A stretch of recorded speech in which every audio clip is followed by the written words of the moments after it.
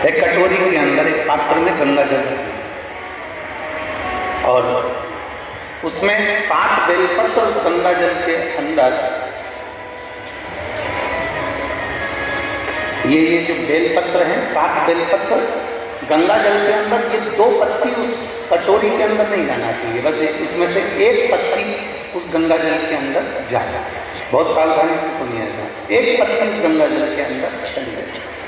7 बेलपत्र लेना है, एक बेलपत्र को इसी तरह से उसको रखना है और भगवान शिव के कुंडकेश्वर महादेव का स्मरण करिए और अवधूतेश्वर महादेव का स्मरण करिए।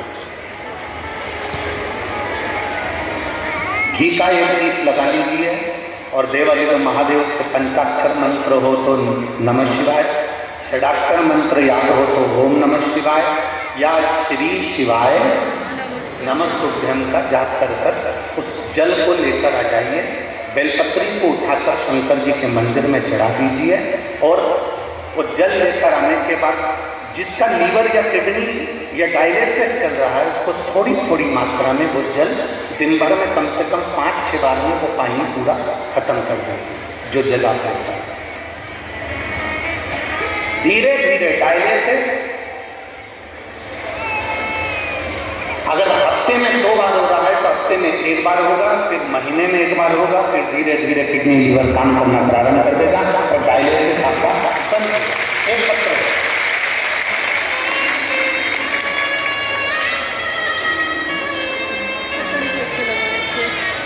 पूनम गुप्ता, पत्नी वेद प्रकाश गुप्ता, पालम नई दिल्ली से है, कहीं बैठी हो कहा दिला सकती हैं। पूनम गुप्ता आती हैं, हाथ दिला दो एक बार ऐसे, ठीक है। पूनम गुप्ता, पत्नी वेद प्रकाश गुप्ता, पालम नई दिल्ली से। बच्ची आई है क्या साथ में? दिख रही है? ये टीवी चालू करो, मेरे को मजा आया। हाँ गोदी में लो, हाथ दिख गई थी, लिया इस बच्ची को धीरे धीरे करके लेकर आओ। आप फोटो देखिएगा, अगर आप लोग LED देख रहे हैं या आस्था चैनल देख रहे हैं तो इस बच्ची का पहला फोटो देखिएगा जिस समय पर इसकी किडनी और लीवर दोनों खराब हो चुके थे और इस बच्ची के पूरे शरीर पर सूजन है। अगर आप लोग LED पर देख रहे हो या आस्था चैनल पर देख रहे हो तो इस बच्ची का पहला फोटो देखिए जिस समय पर इस बच्ची का पूरा चेहरा पूरा शरीर सूजन है। LED पर चल रहा नहीं चल रहा, नहीं।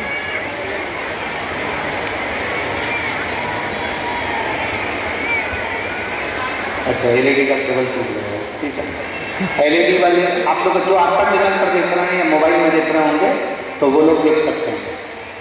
इस बच्ची का पूरा शरीर सूज चुका है क्योंकि इसका लीवर और इसका किडनी दोनों काम करना बंद कर दिया। जिस बच्ची को आप लोग देख टूट गया अब पत्र है।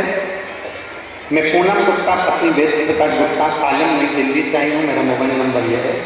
मेरी बेटी का जन्म 2018 में 2018 में इसका जन्म हुआ। 2 साल बाद 2020 से मेरी बेटी के शरीर पर सूजन आना प्रारंभ हुआ। दिल्ली के दीनदयाल हॉस्पिटल में लेकर गए, वहाँ उसकी सभी जांचें हुई। जांच में मालूम पड़ा कि बेटी की किडनी ने काम करना बंद कर दिया और किडनी काम करने नहीं लगी। उसके कारण बेटी का पूरा शरीर सूज रहा है और इसको डायलिसिस भी चालू करना पड़ेगा। दीनदयाल हॉस्पिटल से हमने उसको दिखाया, फिर दूसरे हॉस्पिटल में दिखाया। दिल्ली से कलावती हॉस्पिटल में हम उसको लेकर पहुँचे। जब दिल्ली से कलावती हॉस्पिटल में लेकर पहुँचे तो डॉक्टरों ने कह दिया कि इसकी तो पूरी किडनी बेकार होती चली जा रही है।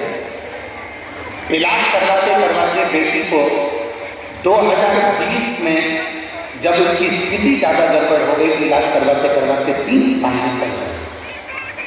2023 आ गया।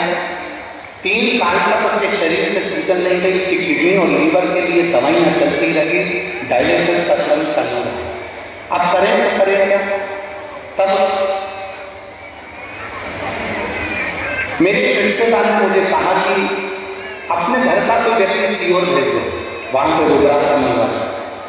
हमने कहा किसको भेजें, सीहोर का एड्रेस नहीं देखा, तब मालूम पड़ा कि भोपाल के करीब में है। तो हमारे यहाँ से एक व्यक्ति को हमने सीहोर भेजा, वहाँ का रुद्राक्ष और पंकज मिला। उस रुद्राक्ष को गलाने लगे, शिव जी को जल चढ़ाने लगे।